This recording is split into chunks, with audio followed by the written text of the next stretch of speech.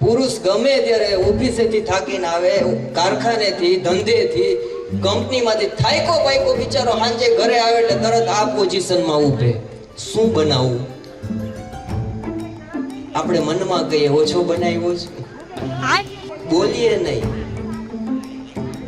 એટલે આપણે તરત એમ કહીએ થેપલા બનાવી નાખ, બાને નહીં ફાવે.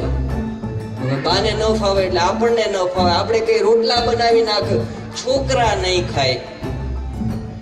તો એક કામ કર, ભાખરી બનાવ. બપોરે તો બનાવી હતી તો તને મજા આવે બનાવી નાખ ડાર્લિંગ. અરે એમ તો ઈ કે હાંડવાનું પલાયરું છે. અરે પલાયરું તો મૂંડવી નાખો. નહીં, પણ એનો નિયમ પૂછ્યા વિના કઈ કરવાનું નહીં.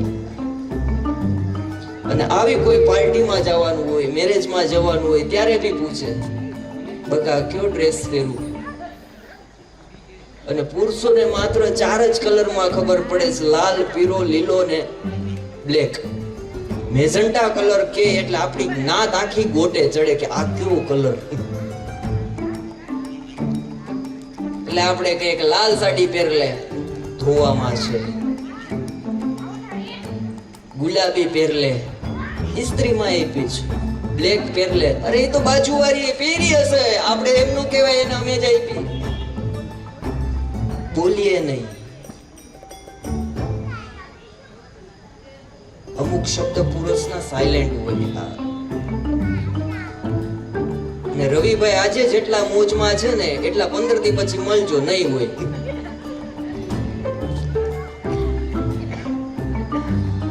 લગ્ન શબ્દમાં જ ગંધ છે.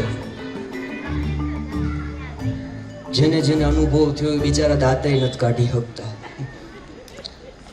પત્ની 2 પ્રકારની હોય, એક કેર કરે એવી, અને ઘરે આવ્યા પછી તમારા ઉપર કારો કેર કરે. બૈરા આપણી પત્ની, આપણી ડાર્લિંગ, આપણે ફોન કરે એટલે કેવું ગીત ગાય કે સાવરિયો રે મારો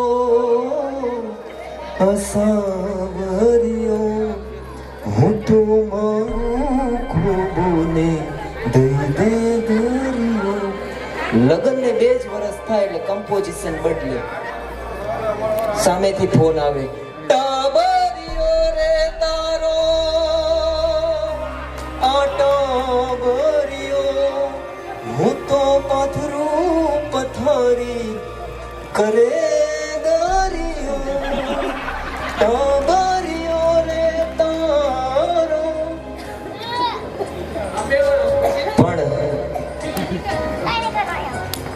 લગ્ન ને 5 વર્ષ પછી જે પેલા ગીત ગાયું, નજરના જામ છલકાવીને ચાલ્યા ક્યાં તમે.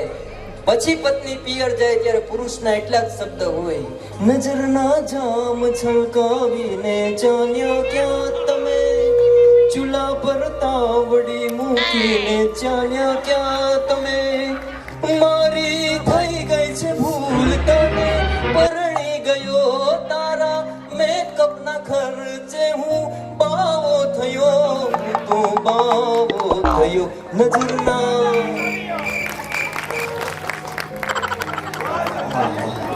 અને અમારે રાજકોટમાં તો બેનો સીધા વાર હોય ને આડા કરાવે, આડા હોય ને સીધા કરાવે.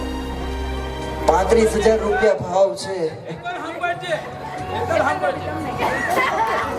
35,000 રૂપિયા વાર છે કરલી વાર કરાવવાનું. અને પુરુષો માત્ર બચવા જોઈએ, બીજું કાંઈ નહીં. આ જમાઈરાજ હમણાં સાસરીમાં જમવા ગયા એટલે તરત પત્નીને કીધું કે આજે રસોઈ કે મારા સાસુમાં એ બનાવી લાગે. કે તમને એ ખબર બહુ પડી જાય. કઈ રીતના ખબર પડી? એ કે પડી જ જાય ને ડાર્લિંગ, રોજ જમવામાં બ્લેક કલરનો વાર આવે.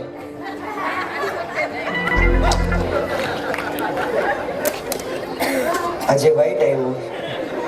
હા, પણ છોકરાઓ ને બહુ બુદ્ધિશાળી.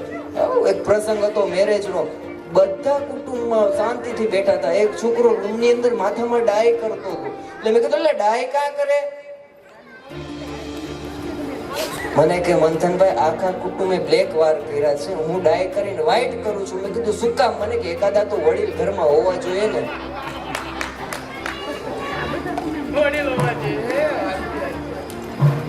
દીપક કાકાએ મને કીધું છે કે વધારે કાંઈ ના કહેતા, કેમ કે છોકરાઓ મારાથી બીવે છે. ખાસ સૂચના આપી છે મને. હા, કાકાનો સ્વભાવ મને ગમે બહુ, કારણ કે વાણિયા ભગવાનના ભાણિયા મને ગમે બહુ.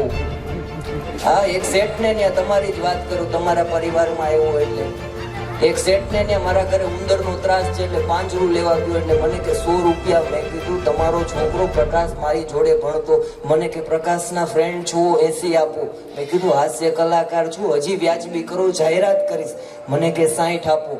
60 રૂપિયા દઈને પાંજરું લઈને હું તો ઘરે નીકળી ગયો, પણ ઘરે પહોંચતા પેલા વિચાર આવ્યો. મેં કીધું આ 100 રૂપિયાનું પાંજરું 60 માં આપ્યું છે. પાછું ગયો, મેં કીધું શેઠ આ 100 નું પાંજરું 60 માં તમે મને આપ્યું છે, ઉંદર છટકી નહીં જાય ને? મને કે ઉંદર છટકે ન છટકે, ઘરાક છટકવા ન જોઈએ.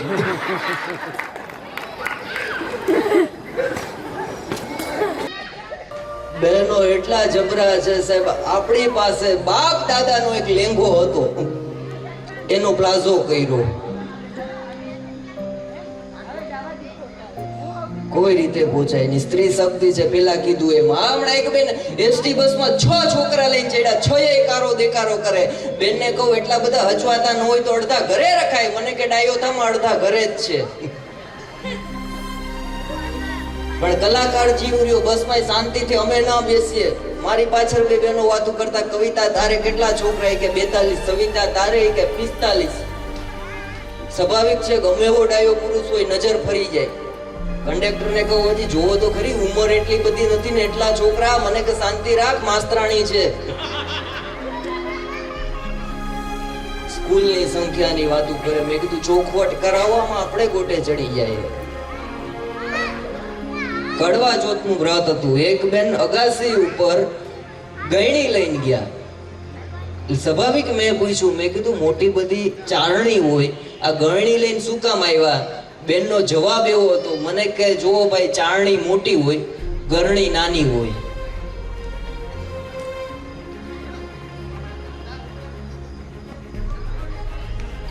જેટલી સાઈઝ નાની. તો હવે આવા સવાલ ના પૂછાય. રવિભાઈ ને ખબર પડે ને, જે ઈ મને જોઈને સમજી ગયા ને કોણ ખાટી ગયું એમ. એક હાથમાં દેવું જોઈએ. એટલે મહેમાનને મેં 100 રૂપિયા આપ્યા, મહેમાનના છોકરાને. એટલે મને કે એટલા બધા ના હોય. મેં કીધું તો મને ખબર છે, પણ નીકળી ગયા એનું શું કરવું?